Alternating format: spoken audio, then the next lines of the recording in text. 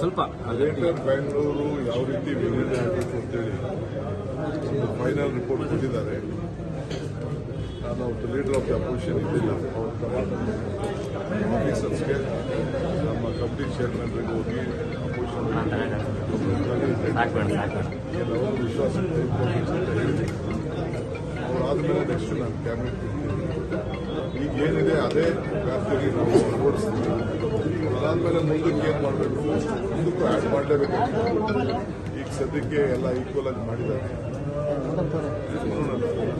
Next cabinet ತಂದು ಆದಷ್ಟು ಜಲ್ದಿ ಎಲೆಕ್ಷನ್ ಮಾಡಿ. ಸರ್, ಬಿಬಿಎಂಪಿ ವ್ಯಾಪ್ತಿ ಈಗೇನಿದೆಯಾ ಅದೇ ಇರುತ್ತೆ ಅಥವಾ ಹೊಸದಾಗಿ ಸೇರ್ಪಡೆ ಅದೇ ಇರ್ತದೆ.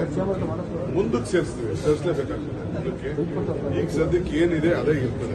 ಎತ್ತಿನಹೊಳೆ ಸಂಬಂಧವಾಗಿ ಪರಮೇಶ್ವರ ಎತ್ತಿನಹೊಳೆ ವಿಚಾರವಾಗಿ ಕೆಲವು ಇಶ್ಯೂಸ್ ಇತ್ತು. ಅವರ ತಾಲೂಕನ್ನ ಬಿಡಬೇಕು ಅನ್ನೋದು ಹಿಂದೆ ಪ್ರಸ್ತಾವನೆ ಆಗಿತ್ತು. ನೀರು ನಿಲ್ಲಿಸಬೇಕಾದ್ರೆ ಸ್ವಲ್ಪ ಏರಿಯಾ ಸೇರ್ತದೆ. ಆದರೆ ಯಾವುದು ಹಳ್ಳಿಗಳನ್ನ ಮುಳುಗಡೆ ಆಗದೆ ರೀತಿಯಲ್ಲಿ ಅವರ ಅನುಮತಿ ಕೂಡ ಅವರು ಪಡೆದಿದ್ದೀವಿ. ಅವ್ರ ವಿಚಾರ ಎಕ್ಸ್ಪ್ಲೈನ್ ಮಾಡಿದ್ದೀವಿ. ಈಗ ಗ್ರಾವಿಟಿ ಲೆವೆಲ್ ಅವರೊಂದು 2-3 ಕೆರೆಗಳನ್ನ ಹೇಳಿದ್ರು.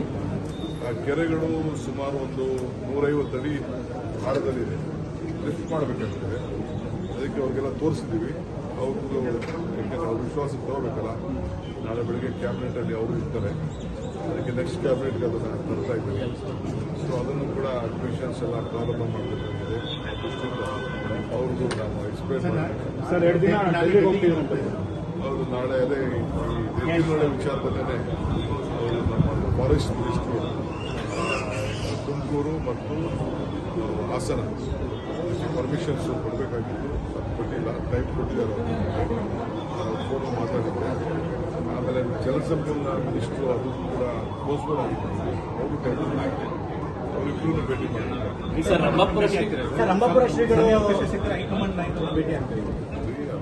ಕಾಂಗ್ರೆಸ್ ಪಾರ್ಟಿಲಿ ಹೋದಾಗ ಅವಕಾಶ ಸಿಕ್ಕಿದ್ರೆ ತಮ್ಮ ದೇವಸ್ಥಾನ ಇದ್ದಂಗೆ ಕೈ ಮುಗಿದು ಸತ್ತಾಗ್ತೀವಿ ನಾವು. ರಂಭಾಪುರ ಶ್ರೀಗಳು ನಿಮ್ಮ ಪರವಾಗಿ ಮಾತಾಡಿದ್ದಾರೆ.